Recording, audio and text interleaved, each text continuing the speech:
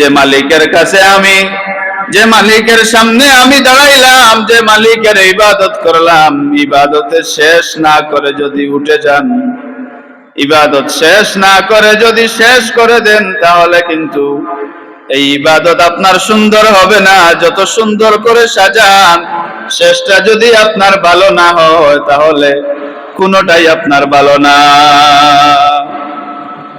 কোনোটাই ভালো না।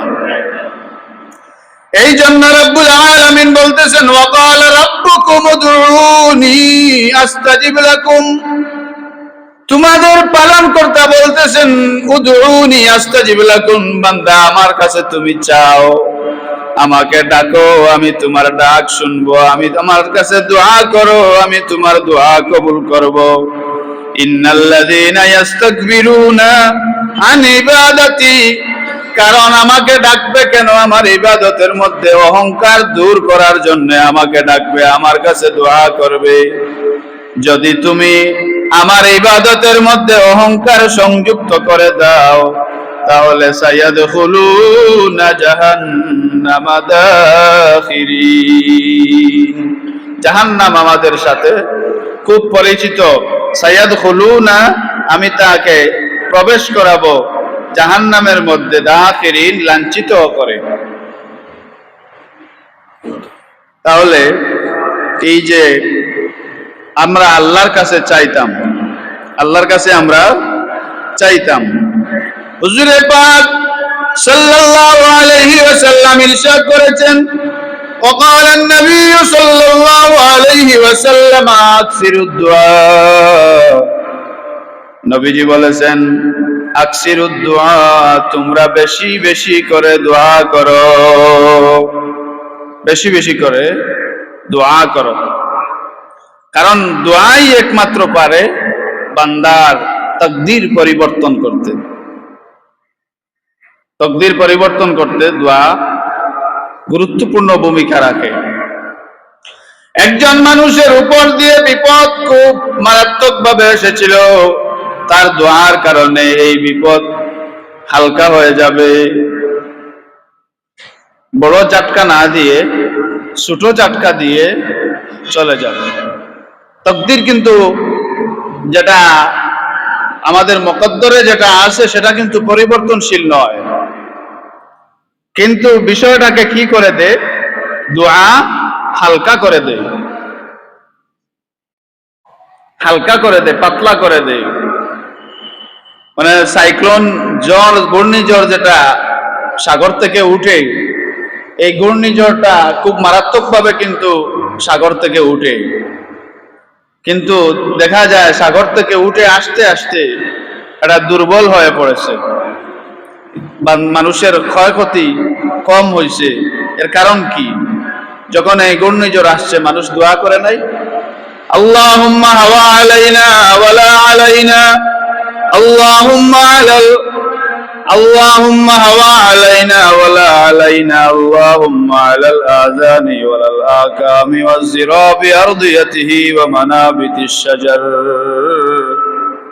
মানুষ দোয়া করে আল্লাহর কাছে যে আল্লাহ আমাদেরকে এই মুসিবত থেকে বাঁচান, আল্লাহ আমাদেরকে এই ঘূর্ণিঝড় থেকে বাঁচান। মানুষের দোয়া আল্লাহর কাছে কবুল হয়, কারণ উদউনি আস্তাজিব লাকুম, বান্দা যখন তার রবকে ডাকে, রব বান্দা বান্দির ডাকে সাড়া দেন। সুবহানাল্লাহ। দোয়া আল্লাহর কাছে কি হয়? কবুল হয়। হাদিস শরীফের মধ্যে আছে, রাসূল সাল্লাল্লাহু আলাইহি ওয়াসাল্লাম ইরশাদ করেছেন, আদ-দুআ মুখুল ইবাদাহ, দোয়া হলো ইবাদতের মগজ, দোয়া হলো ইবাদতের মগজ। ইমানের মগজ কি জানেননি? ইমানের মগজ, মারকাজ মুহাম্মদুর রাসূলুল্লাহ সাল্লাল্লাহু আলাইহি সাল্লাম। আপনার আমার যদি নামাজ ঠিক থাকে, কোরআন মানি, সুন্নাহ মানি, সবকিছু মানি, কিন্তু রাসূলুল্লাহর উপর আমার দিল ভালো না, রাসূলুল্লাহর প্রতি আমার ইমান, রাসূলুল্লাহর প্রতি আমার আস্থা ঠিক না, যদি এরকম থাকে তাহলে কিন্তু ইমান ঠিক হলো না। ইমানের মগজ, ইমানের মারকাজ নষ্ট হয়ে গেল। যদি ইমানের মার্কাজ নষ্ট হয়ে যায় তাহলে আর আপনার আমার ইমান সালামত থাকতো না। কোন মানুষ যদি তার ব্রেইন সমস্যা হয়, ব্রেইনে যদি কোনো মানুষের সমস্যা হয়, ব্রেইন যদি কাজ করে না,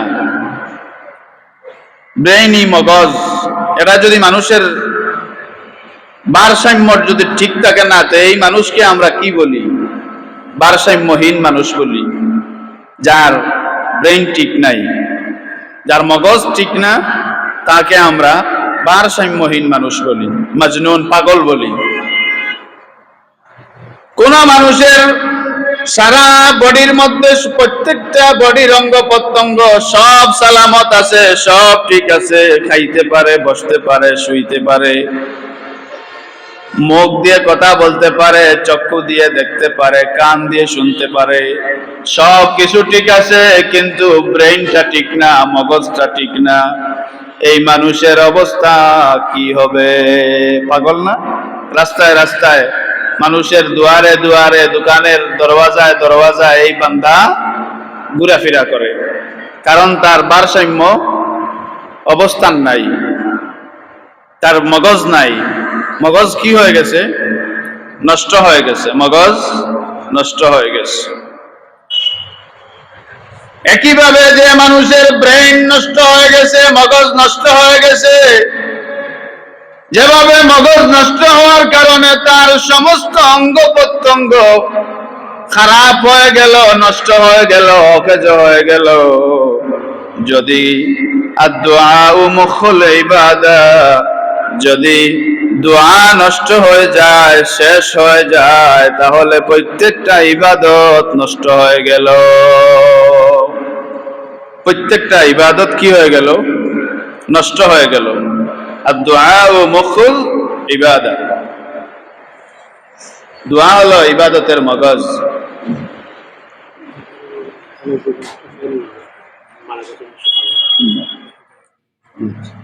সেক্রেটারি সাহেবের ভাই, সেক্রেটারি সাহেবের মামাতো ভাই, তালইগুড়ো ভাই তুফাইল আহমদ সাহেব ইন্তেকাল করছেন। ইন্না লিল্লাহি ওয়া ইন্না ইলাইহি রাজিউন।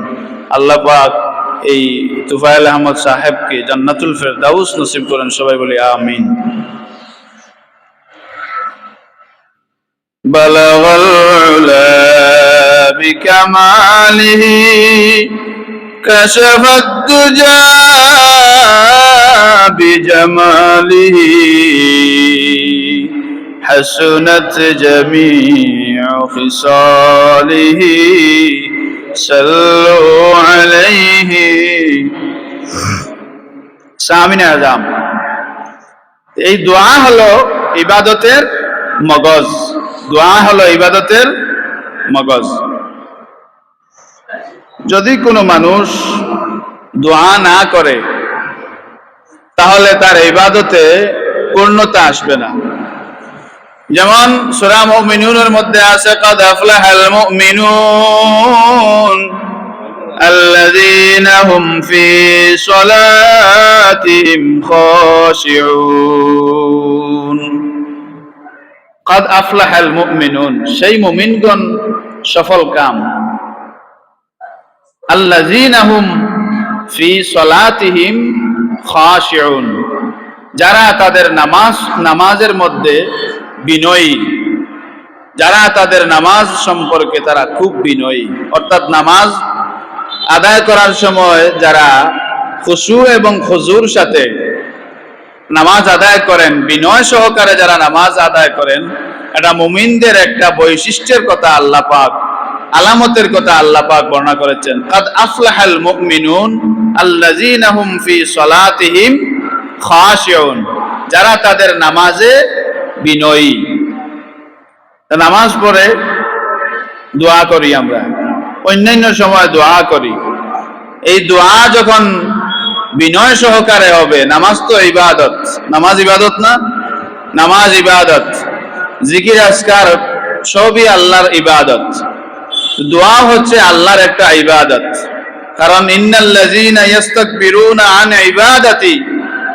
ইবাদাতি, যারা আমার ইবাদতের মধ্যে অহংকার করবে, সায়াদখুলুনা জাহান্নামা দাখিরিন, তাদেরকে আমি লাঞ্ছিত করে জাহান্নামে তারা প্রবেশ করবে। তাহলে এটা ইবাদত, নামাজ ইবাদত, দোয়াও একটা ইবাদত। আর সব ইবাদতের মূল হলো, মগজ হলো, মারকাজ হলো দোয়া। আর দোয়া ও মুখুল ইবাদত। এই হাদিস আমি বুঝাইতে পারছি তো? দোয়া হলো ইবাদতের কি মগজ। যেভাবে আমাদের মগজ আছে, এটা যতক্ষণ সালামত থাকবে ততক্ষণ আমাদের পরিপূর্ণ বডি সালামত থাকবে। যখন আমাদের এই মগজ উল্টাপাল্টা হয়ে যাবে তখন আমাদের অঙ্গ প্রত্যঙ্গেরও উলট পালট হয়ে যাবে, কাজ করবে না। হুজুর পাক সাল্লাল্লাহু আলাইহি ওয়াসাল্লাম ইরশাদ করেছেন, মানুষ মুসিবতের মধ্যে পড়লে আল্লাহকে ডাকে, উদউনি আস্তাজিব লাকুম, আল্লাহকে ডাকে।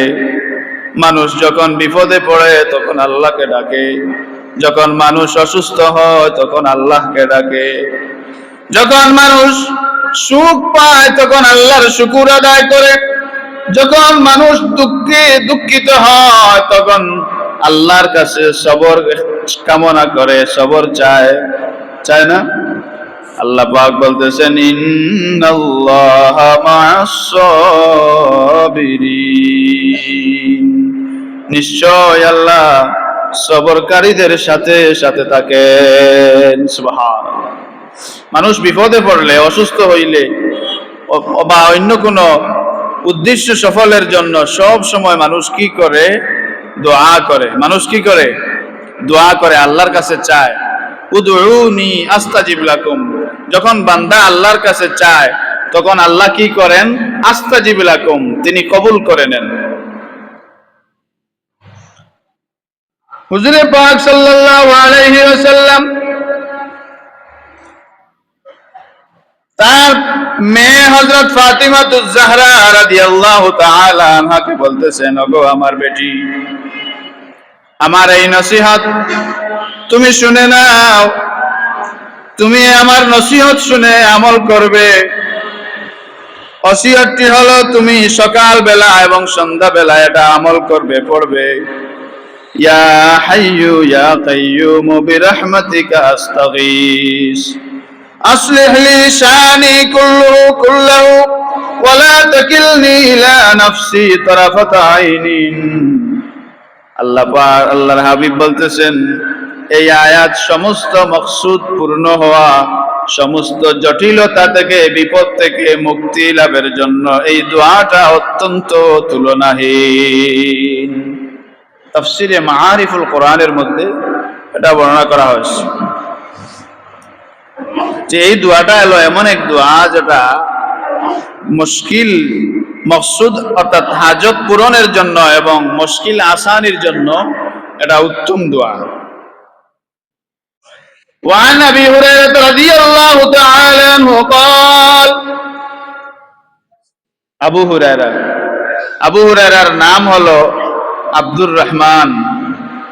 কিন্তু একদিন আবু হুরায়রা চাদরের বগলের নিচে, চাদরের ভিতরে করে বিড়াল ছানা নিয়ে রাসূলুল্লাহর দরবারে হাজির হয়েছিলেন। আর নবীজি কৌতুক করে বলেছিলেন, ইয়া আবা হুরায়রা, এ বিড়ালের পিতা।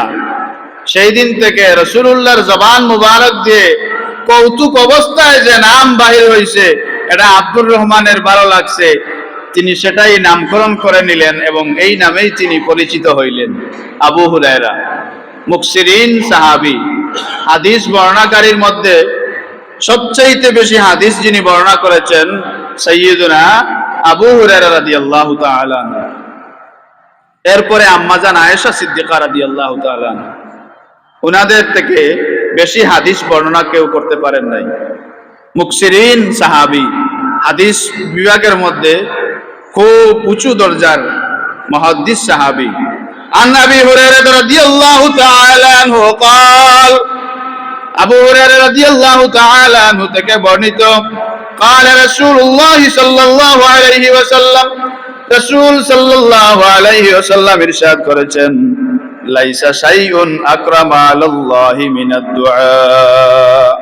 জিকির বা ইবাদতের মধ্যে আল্লাহর নিকট দোয়া অপেক্ষা কোন জিনিসই, লাইসা শাইউন, কোন জিনিসই উত্তম না, আকরামু আলাল্লাহি, আকরামা আলাল্লাহি মিনাদ দুআ।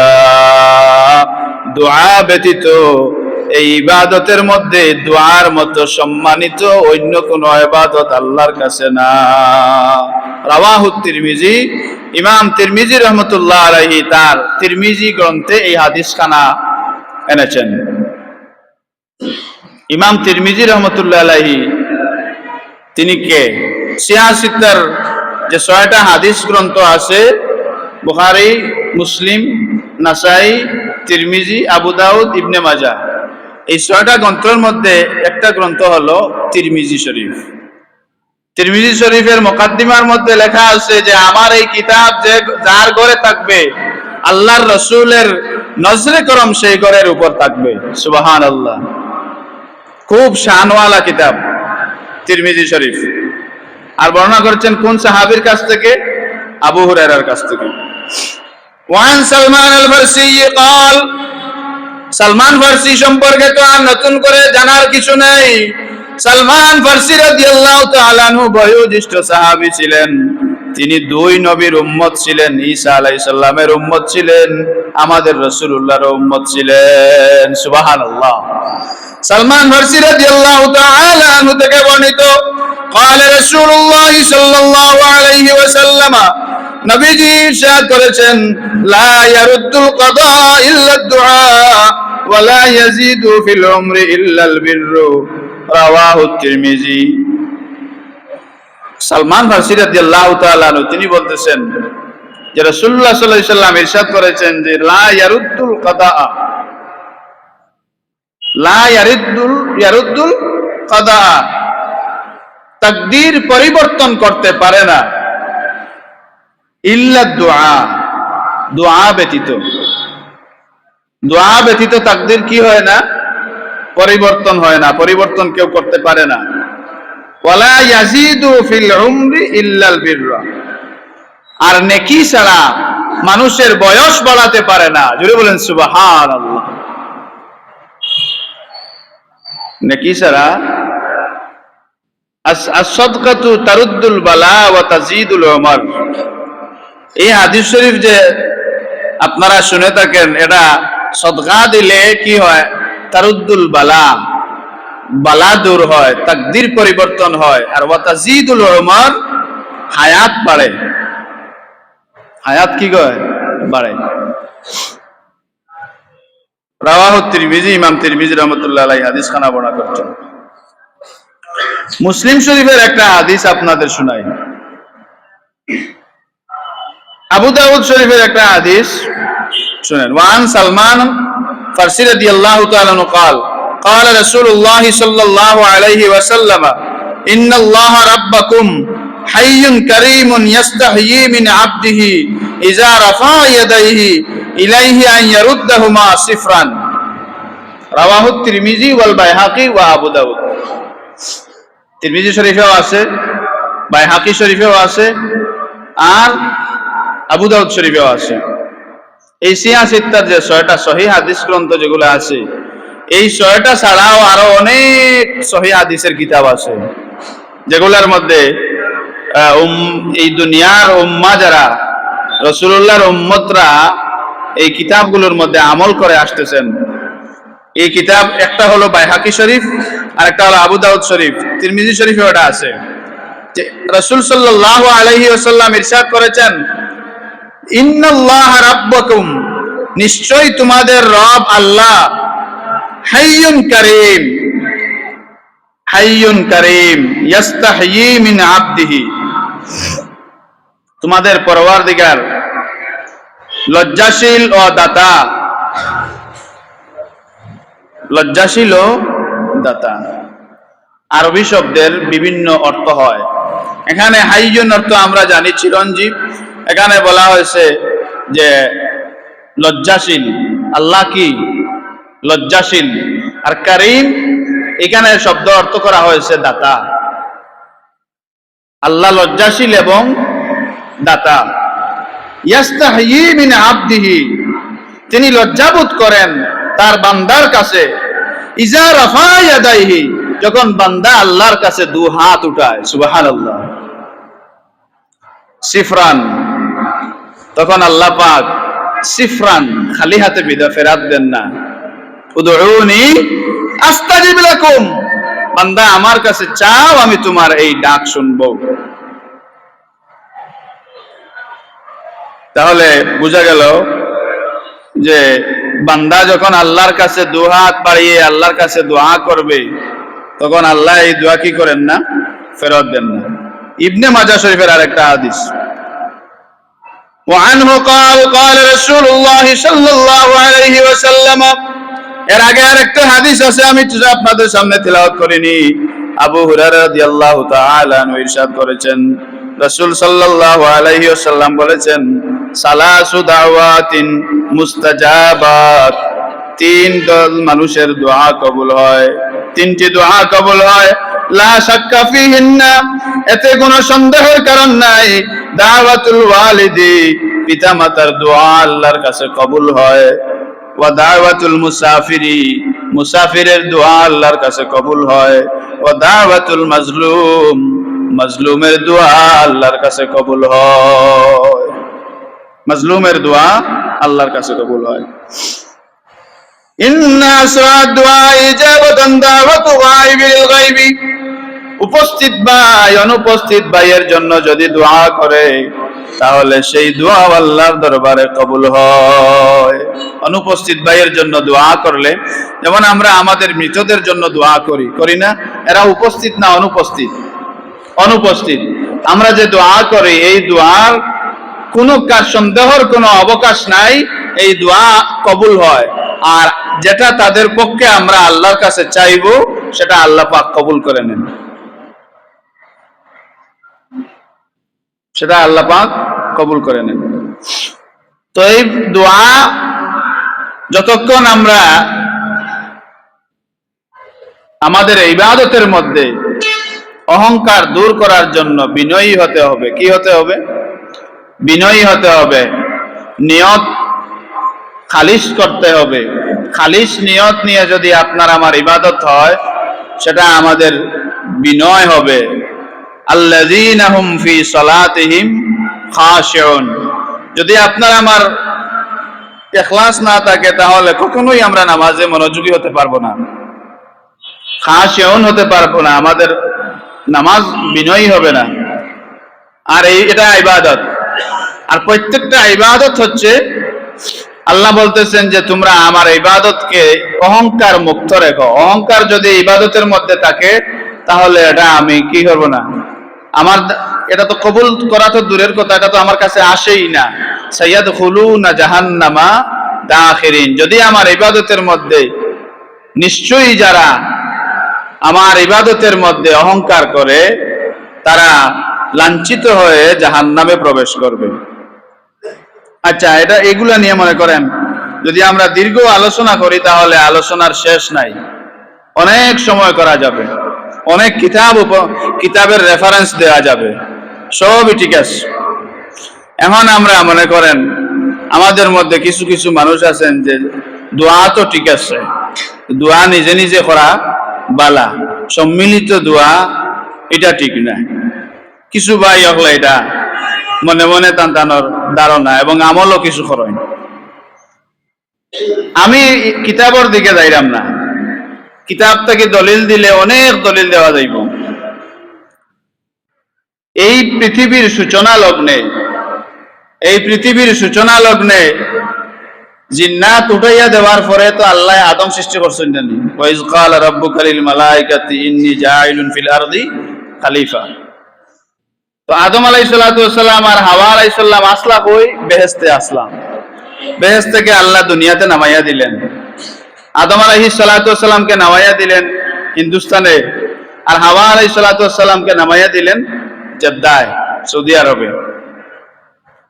ওনারা বেহেশত থেকে যখন জমিনে আসছেন, তখন আল্লাহর কাছে কি মাফি চান নাই যে আল্লাহ আমাদেরকে মাফ করে দেন, আমাদেরকে আর বেহেশত থেকে বাহির করে দিয়েন না? চাইছেন না? নেই চাইছেন। হযরত আদম বেহেশত থেকে বাহির হওয়ার সময় এই নাম নিয়ে বাহির হয়েছেন, বিসমিল্লাহির রহমানির রহিম। জিবরিল আমিন বলতেছেন, ওগো আল্লাহ, আপনার আদম এমন এক জাতের নাম নিয়েছেন, আপনি এই নামের উসিলায় তাদেরকে ক্ষমা করে দেন, বেহেশতে থাকতে দেন। আল্লাহ পাক বললেন, রে আমার ফেরেশতা, আমি আদমকে জান্নাতের মধ্যে রাখার জন্য আমি সৃষ্টি করি নাই, আমার আদমকে আমি জমিনে পাঠানোর জন্য সৃষ্টি করেছি। আমার আদমকে জমিনে যেতে দাও। জমিনে কি করতে দাও? যেতে দাও। এই শান, এই ইসিমের নামের শান আর মান আমি এটা আমানত রাখলাম। আমার নবী, আমার বান্দা হযরত আদম কিয়ামতের দিনে বয়াল ময়দানে যখন কোটি কোটি আওলাদদেরকে, গুনাহগার আওলাদদেরকে নিয়ে জাহান্নামের দরজায় আটকাবেন, আটকিতাম না জাহান হিসাব নিকাশের যাওয়ার পরে, মিজানোর এই হিসাব নিকাশ হওয়ার পরে দেখা যাইব অনেকেই আটকা পড়ছেন। পড়েন নাই? পড়ছেন। যাদের ঈমান আছে কিন্তু গুনাহগার, যাদের উপর জাহান্নাম ওয়াজিব হয়ে গেছে, এই সমস্ত আদম আলাইহিস সালাতু ওয়াস সালাম তার সন্তানদেরকে নিয়ে আল্লাহ দরবারে হাজির হইবেন। আর আল্লাহ পাক বললেন, রে আমার ফেরেশতা, তোমরা সাক্ষী থাকো, আমার আদম আজ যে ইসিম উচ্চারণ করলেন, আমার কাছে যে দোয়া করলেন, আমার এই বান্দার এটা আমানত রাখলাম। কিয়ামতের দিন তার অসংখ্য অগণিত গুনাহগার আওলাদদেরকে এই নামের উসিলায় আমি পার করে দেব। সুবহান। হযরত আদম আসলেন। আসার পরে কত বছর কান্দাকাটি করলেন হাওয়া আর আদম, দুইজন আলাদা। দুইজন কি ছিলেন? আলাদা। একজন হিন্দুস্তানে, আরেকজন জেদ্দায়। দেখা সাক্ষাৎ হওয়া সম্ভব নেই। কত চোখের পানি ছেড়ে আল্লাহর দরবারে কাঁদছেন। হযরত আদমের চোখের পানি যে জায়গায় পড়ছে, সেই জায়গায় সুগন্ধময় হয়ে গেছে, আগরের গাছ হয়ে গেছে। যে গাছের মধ্যে আদমের চোখের পানি পড়ছে সেটা সুগন্ধময় হয়ে গেছে।